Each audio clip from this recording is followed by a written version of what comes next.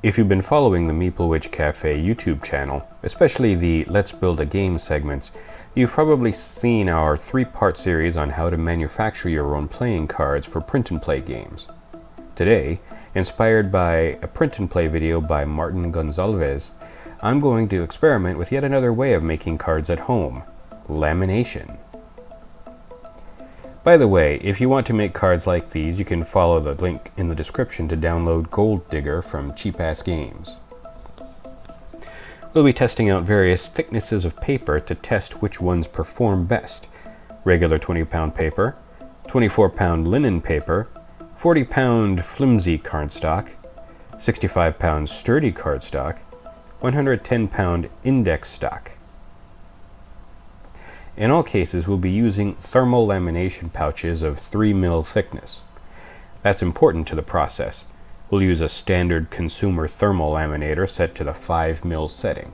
The reason for this is that this setting uses more heat to melt the plastic, and we want to really melt the plastic into the surface of the cards. In fact, to further that goal, we'll run each set of cards through the machine twice, just to make sure.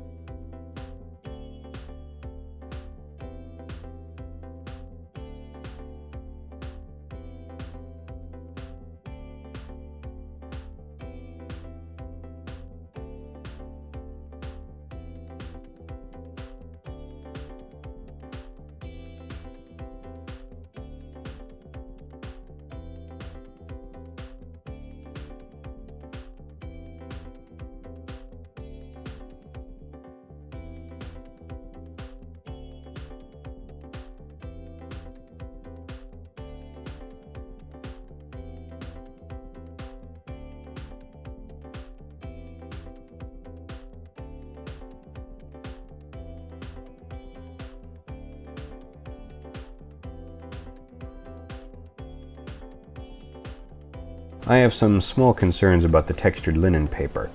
I'm not sure if the lamination will last long enough, since it's the only paper type that doesn't have a smooth, flat surface for the plastic to melt into. I guess only time will tell with that one.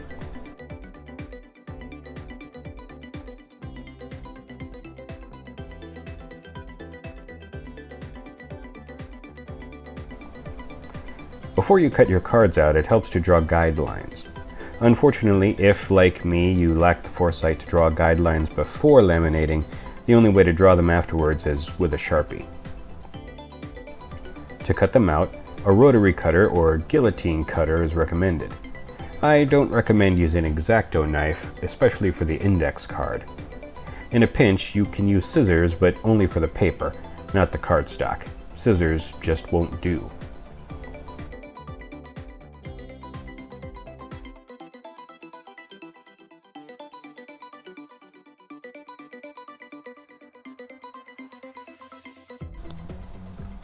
Now it's time to answer the all-important question: will it shuffle? The 20-pound paper shuffles better than expected. Honestly though, my expectations were quite low, so that was an easy standard to exceed. The plastic is thicker than the paper itself and does most of the heavy lifting in terms of performance. I'm not sure that this would stand up to heavy use.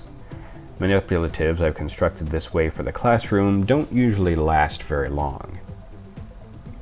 The 24-pound linen paper shuffles as well as the regular paper, slightly better even. Again, because of the texture, I have my doubts about whether it will stand up to heavy use over time.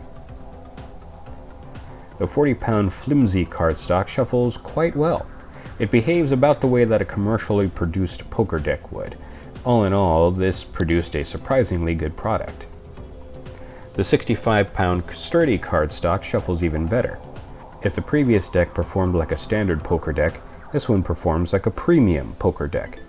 It's smooth, sturdy, and as long as the lamination stays stuck to the paper, it should last a while. The 110-pound index stock will shuffle too, but with some difficulty. That's not because it's too flimsy, but because it's too stiff. It's not as unyielding as a credit card, but about as thick as a store loyalty card or a health insurance card.